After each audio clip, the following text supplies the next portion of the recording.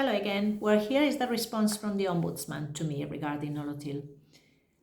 They said, from the response received, it can be deduced that the IMS, Spanish health authorities, is continuously reviewing the risks derived from the use of metamizole or Nolotil, as well as the development at this time of a new epidemiological study to carry out an estimate of cases.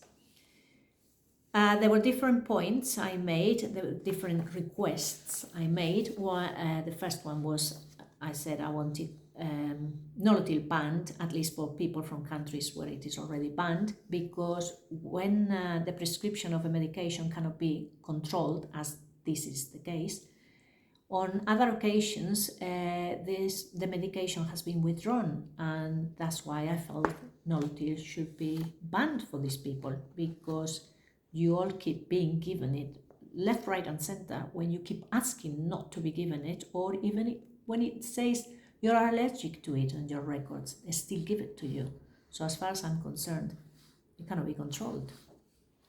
And he said his role is only a supervisory role to make sure that different public administrations are not doing things against the law. But that the responsibility of authorizing, banning medication, incorporating data, updating it, any technological modifications that may be required, basically anything to do with this is the responsibility of the IMS, and therefore there's nothing they can do in this respect. My other complaint was that the patients' wills are being violated because of what I said before. And they said that this would have to be looked at individually. People would have to report their cases to the public administration, make a complaint about it. And then if it is not being dealt with properly, then it can go to the Ombudsman.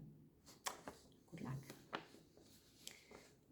Also, I made a complaint about the right of access to clinical records, because people, sometimes it's very difficult to get access to these records, and when you finally get them, there is information missing. Like, for example, it doesn't say you've been given Nolotil when you have been given it. And this could be pretty important if you need to make a complaint, because if it doesn't say you were given it, it's very difficult to prove it. And again, they said it would require an individual verification, basically to verify that access to the clinical record has been restricted in a manner that's contrary to the law. And finally, I also complained about the time it takes to get information sometimes. Like, for example, this man whose little girl, who's only 8, died, and he requested an autopsy, and the results got to him 14 months after this little girl had died, and you only get 12 months to sue, right? So this straight away removes his right to claim. And again, he said this would require an individualized analysis to verify if the exercise of any right has been hindered. So basically, they've listened to the IMS. On my next video, I'll tell you what the IMS said to them. And as far as the Ombudsman is concerned, he's putting this to bed for the moment anyway, but we'll expect a follow-up from me within a reasonable period of time, depending on this epidemiological study that the IMS has been developing.